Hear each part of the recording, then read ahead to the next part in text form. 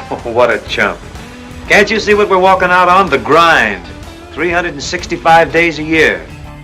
How many are there? 36. Counted them myself. 36! But last year I had 37! God, place with meth. Meth? You're worried about a little meth? There's nothing here a little spit shine wouldn't fix. I ought to kill you right now. Not a very private place for a murder? It's Hard-Headed Sports with Spinney and Fetty Bus. Famous for their podcasts, you can now catch them right here on The Al Travis Show. And we've got him, Fetty Bus, with us in from Hard-Headed Sports. Fetty, how you doing this morning, my friend? Doing well. How are you? Good, thank you very much. Can't complain. We're kind of in some of the dog days here, kind of getting ourselves to the Major League Baseball All-Star Game, which is kind of a joke in my opinion anyway. Byron Buxton is going to hit in the home run derby, make it a little more entertaining for me to watch, but yeah, not much to talk about it. What I'd like to talk with you about, for folks who don't know, you're big-time basketball coach, Bethany, what I guess, 3, 4, 5 times undefeated section champions or something? 3 times in a row, yeah. That's the three-peat. So you know a little bit about basketball. I want to ask you if you would bust down the NBA for me a little bit. The West, you would obviously say, is better than the East overall, top to bottom? It's a lot better, for sure. A lot, I think, okay. We see some of the top teams in the East be pretty good and able to compete with the top teams in the West, but the West is way, way deeper. Okay, that's fair enough. So when the season gets done and OKC wins, are they your favorite to do it again next year? Just what you've seen, they didn't change a whole lot as far as with the... They actually, 14 of their 15 players were already under contract for next season. So yeah, their exact same roster is returning. So yeah, since that's the case, they are the heavy favorite, I would say. Even being in that crowded West, I'd put them as the heavy favorite right now. Well, would they win 68 games last year or something like that? 19 exactly. Better than us. But if you're not getting better, if you're not changing, are you getting any better? Are they good enough with just staying the way they are? You know what I mean? Don't you have to always be tweaking? Normally I would say obviously you definitely have to, but they're the rare exception just because of the fact that all their best players are so young. Yeah. They're just naturally getting better anyways. And they're still learning and growing as a team and learning how to play with each other. I still think they have another level or two they can unlock, at least offensively. We saw defensively, they just wreaked havoc on teams, creating turnovers and whatnot. I think that's pretty much the same, but there's a whole nother level to the offense that they can get, especially with Chet Holmgren. So yeah, and I love the defense that they play. Okay, then if they're the cream of the cream, right, that next level down, would you put the Houston Rockets in that next level now that they traded for Kevin Durant? Or are they the next team after that? Who's your second favorite in the West? I would say the Rockets get the slight edge right now. Yeah. Just because of the Durant thing.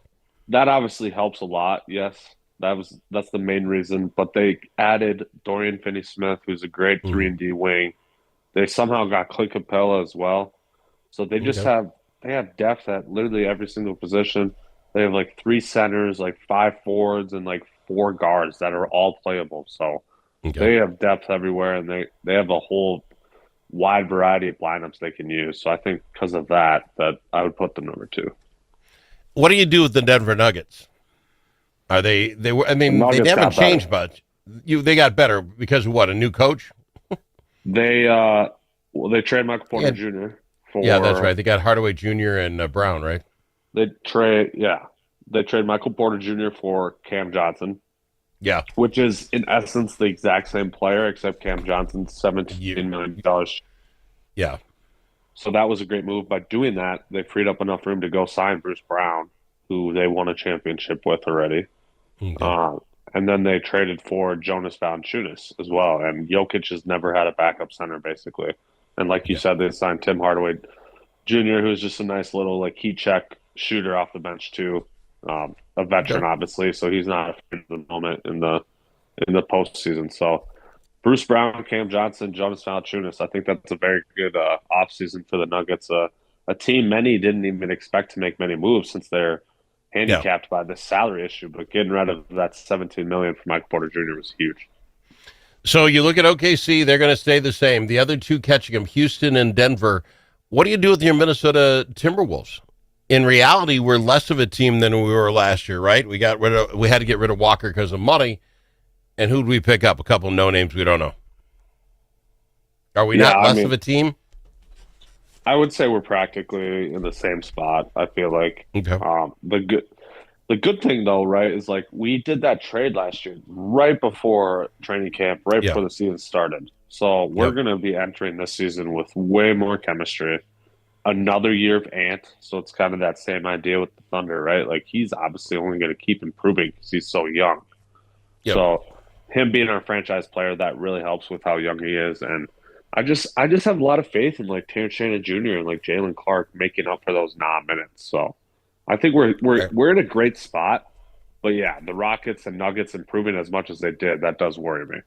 Well, see, that's what I'm saying. Everybody else is getting better. I don't know where we've gotten better. I honestly believe, I like Conley, but he's 38 years old. He's not the defensive stud that maybe he was if he was years ago. We've got spots to fill, and I'm just wondering if you think the T-Wolves got anything in up their sleeve and what you would grab if you could. If these two mountain of men, these 7'4" guys, can replace Gobe and save $100 million and go buy a guard, I would love that. I just don't know if they're that good. Yeah, obviously, potentially getting rid of Gobert is always the biggest thing that I wish for, but I just don't think that'll ever happen because I don't. They gave him too much money. They gave him too much money. I agree. All right, let me ask you this about L.A. because you put Doncic over there with LeBron. I think the NBA really wanted that to be all that and then some. The report I read day before yesterday, was that LeBron does not like playing with Doncic. And neither does the other guy, Reeves, over there. Don't like playing with him because they don't like getting the ball with it the couple seconds left to shoot. They don't like the pressure that he puts on their game. Can they all live there? It is kind of a weird fit. I'm surprised, honestly, they've held on to Reeves. I thought he was kind of going to be floated around this summer as a trade piece. Obviously, there's still time for that to happen, but the signing of DeAndre Ayton was the biggest thing because they had literally absolutely zero big men. The fact that Jackson Hayes was playing playoff minutes was like laughable. So DeAndre Ayton, obviously everyone has a ton of questions about him, but he is a massive upgrade over what they had. So I think that helps. And if they're able to get a little more ball movement, not so much heliocentric ball that Luka's style kind of is, then they'll be good. But you can't rely. I'm sorry, I know LeBron's still putting up great numbers. He's my favorite player of all time. You can't rely on a guy who's 40 years old, 41 years old this year to be your second best player. You just can't do that. So, all right, let me ask you about the Golden State Warriors. What have they done for themselves? They got Jimmy Butler with like 5-10 games before the playoffs, right? And then they've pretty much stuck there. I don't see anything new on their lineup. Is Jimmy Butler and Steph Curry enough to move them up or down, or are they just the same old Golden State Warriors as last year? They are apparently the favorite for Al Horford, who obviously isn't what he used to be since he is, he's almost 40 as well, but he's still a very quality big man in the NBA.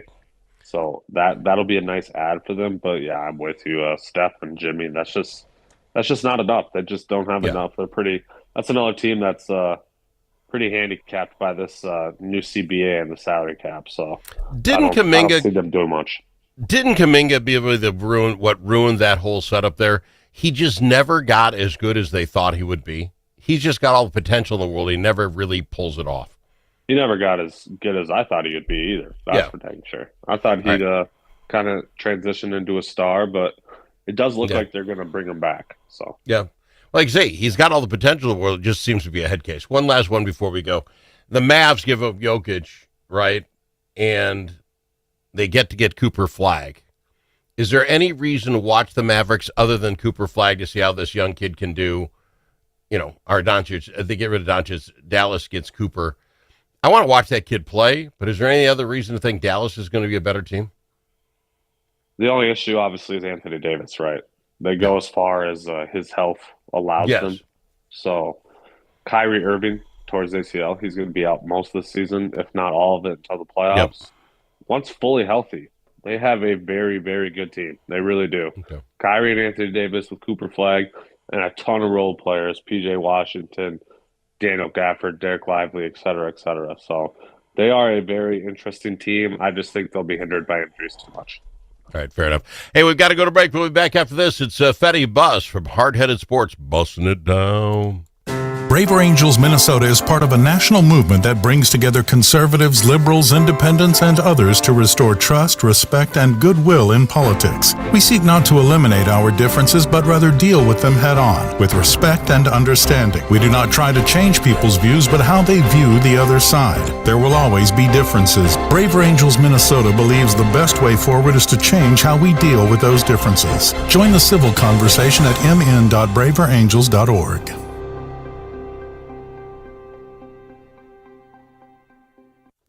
Do you have a closet full of old videos, photos, slides, or films? Regain that space and preserve those memories for future generations. Visit archivinglifemedia.com or call 952-829-8018. See how safe and simple it is to digitize all your media. Gain peace of mind knowing that all those important memories will be saved and can be seen and shared again. Do it today. Check out archivinglifemedia.com or give them a call, 952-829-8018.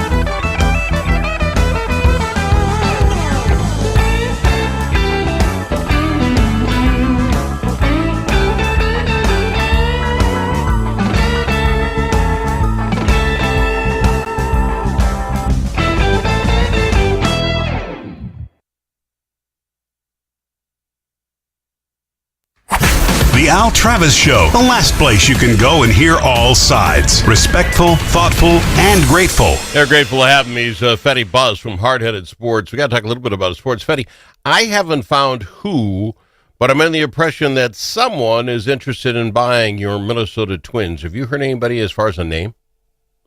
No, I haven't. Have you? No, and that's what it seems weird that would leak out, but they couldn't find, hint at all about who it would be. Let's talk a little bit about the Twins. Interesting series. This last series won 2 out of 3. The last was a debacle once we got it tied in the 9th inning. It was just so strange. But that being said, the Twins are currently now in this position where the 4th or 5th day they have to do the everybody pitches an inning routine. And I just don't think we have what it takes to win ball games that way. We take Chicago on starting today. They're 11 games ahead of us in the win column. Anything making you perk up thinking the Twins are showing us something now? Not really. I think we're kind of stuck in this same spot that we've been. I feel like we kind of sounded like a broken record on this show these last couple of weeks. We kind of just hung where we had that it's really bad stretch where we went 2-8 or even maybe worse than that. 1-9, I believe. Yeah. And now we're kind of back over the last couple of games, like 500-ish ball. So it's pretty much that spot. Pirates, though, coming up. Rockies after that. Yep. So two series after this Cubs that we should be able to win. Hopefully try to get 2-1 wins, if not sweeps in those because Yep. then we have the Dodgers after that.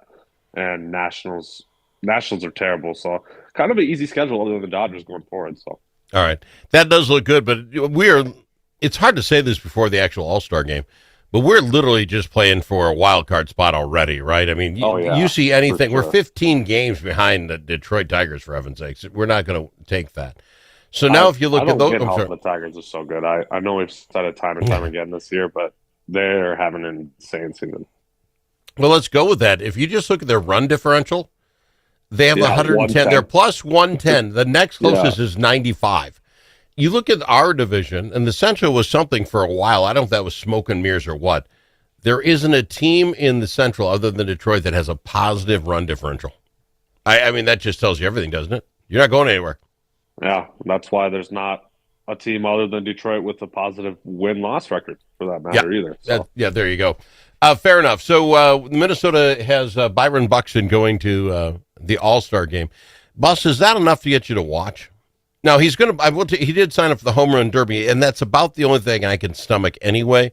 So I will watch it to see Buck and see how he does. But is there any other reason to watch an All-Star game? I will definitely watch the Home Run Derby. Always do, especially since Buxton's in. It definitely gotta. It's kind of cool that it's down in Atlanta, I believe the game is, where he's from Georgia. So he should be able to have a lot of friends and family there, which is good for him. But yeah, the game itself, I will not be watching. I never watched the MLB All-Star game. I'm not gonna lie.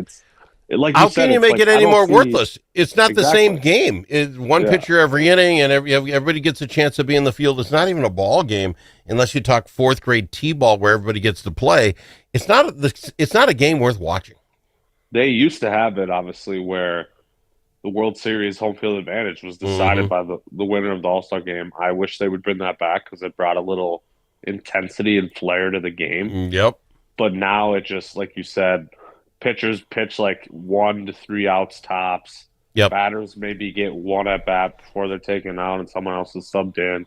There's just no real flow to the game. That's why the games are so low scoring all the time. Yep. And yeah, from that standpoint, I think it's kind of boring, frankly. But shout out to all the guys. There was at least 20 players this year named All-Star for the first time in their career. So yeah, and good for them. One last thing before we go. I don't know if you caught this on WNBA.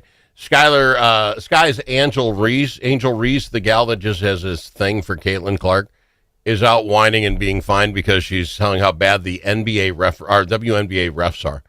This woman should talk. I think Caitlin Clark could actually sue the WNBA and their refs for how bad they call games on her. Is there anything worse than the officiating in the WNBA? No, the WNBA is. I think they got some issues. As much as we like to criticize the NBA's officiating, it is noticeably different. It is way better than in the WNBA. I mean, we saw it going back to the playoffs last year in the WNBA when the Knicks were just getting screwed over in the WNBA finals, and that just kind of shows that that's a great summary. And you see that a lot throughout the regular season in WNBA too. These refs are just horrible, which makes no sense, right? It's the best women's basketball league in the world. I don't know how they can't get better officials. Well, they even get to the point where they call a whistle and they check the play over this one with Caitlin Clark and just slammed to the ground and no call. It's like, what? They played it 25 times. Like, you can see her push her to the ground. Anyway, this stuff is nuts. I got to fly. Bus, how does someone pick up hard-headed sports? They want to bust you down and do the East next time. How do they find you? Yep, podcast is always free, and it's available on YouTube, Spotify, and Apple Podcasts. Appreciate you being here, Bus. We'll get you back in here on Thursday. All right. He's Fetty Bus from Hard Headed Sports. Dust from livestock buildings can be harmful to your